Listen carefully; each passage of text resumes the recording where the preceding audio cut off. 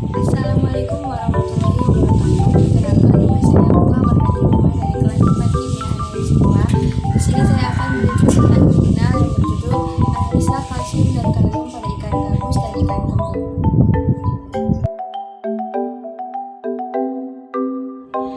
Latar belakang diadakannya penelitian ini adalah untuk membandingkan kadar kalsium dan kalium yang terdapat pada ikan air tawar dan ikan air laut. Nah, ikan air tawar itu yang diambil sampelnya adalah ikan gabus, dan ikan air laut yang diambil sampelnya adalah ikan kembung. Alat yang digunakan pada analisa ini adalah blender, neraca analitik, oven, labu ukur,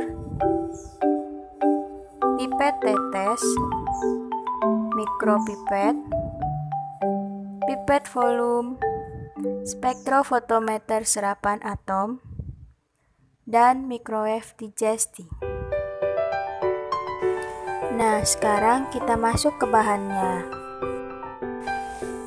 Kalium sulfat proanalis, kalsium klorida proanalis, asam nitrat 35%, hidrogen peroksida 30%, sampel ikan gabus, dan sampel ikan kembung. Sekarang kita preparasi sampelnya dulu ya.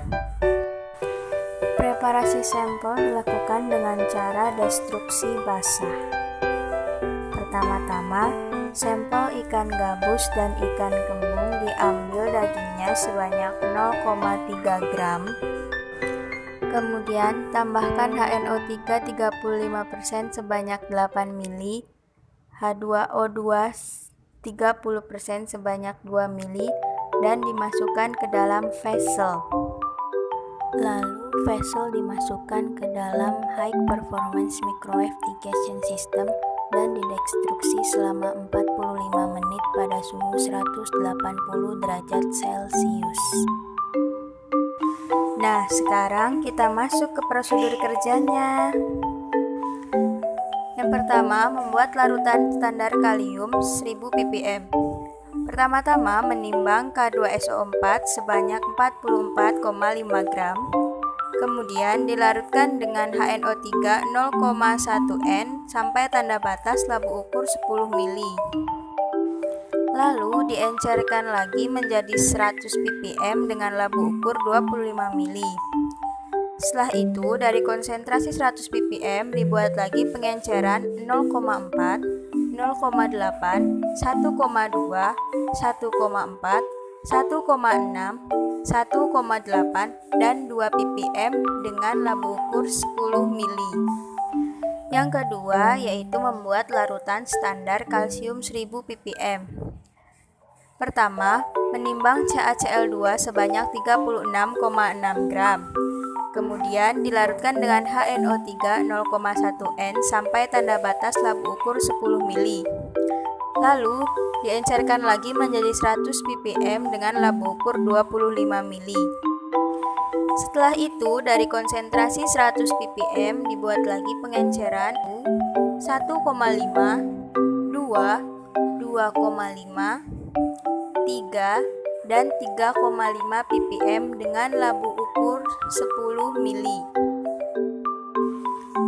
Setelah itu, sampel hasil destruksi diambil 1 ml lalu ditambahkan larutan baku kalium 0,8 ppm. Kemudian, sebanyak 1 ml lagi ditambahkan larutan baku kalsium 2,5 ppm. Masing-masing larutan ditambahkan HNO3 0,1 N sampai tanda batas labu ukur 10 ml. Selanjutnya kita ke pembuatan kurva kalibrasi kalium.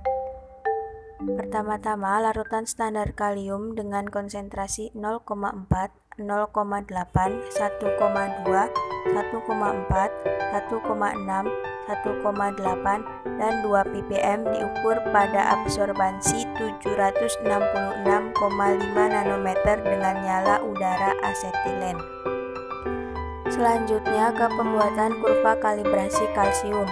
Caranya, larutan standar kalsium dengan konsentrasi 0,5, 1, 1,5, 2, 2,5, 3, dan 3,5 ppm diukur pada absorbansi 422,7 nanometer dengan nyala udara asetilen. Setelah pembuatan kurva kalibrasi, saatnya masuk ke penentuan kadar kalium dalam ikan gabus dan ikan kembung. Pertama-tama, masing-masing sampel dipipet 1 mili lalu diukur absorbansinya pada panjang gelombang 766 nanometer menggunakan alat spektrofotometer serapan atom, disesuaikan kondisinya dengan nyala udara asetilen. Setelah itu, nilai absorbansi yang diperoleh harus berada dalam rentang kurva kalibrasi larutan baku kalium. Konsentrasi kalium dalam sampel ditentukan berdasarkan persamaan garis regresi dari kurva kalibrasi.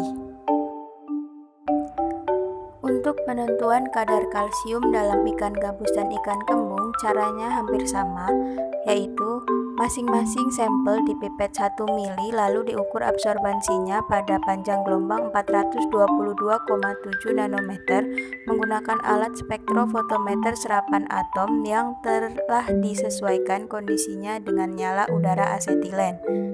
Nilai absorbansi yang diperoleh harus berada dalam rentang kurva kalibrasi larutan baku kalsium. Konsentrasi kalsium dalam sampel ditentukan berdasarkan persamaan garis regresi dari kurva kalibrasi. Sekian dari saya review tentang jurnal analisa kalium dan kalsium pada ikan kembung dan ikan gabus. Kurang lebihnya mohon maaf. Billahi taufiq wal hidayah. Wassalamualaikum warahmatullahi wabarakatuh.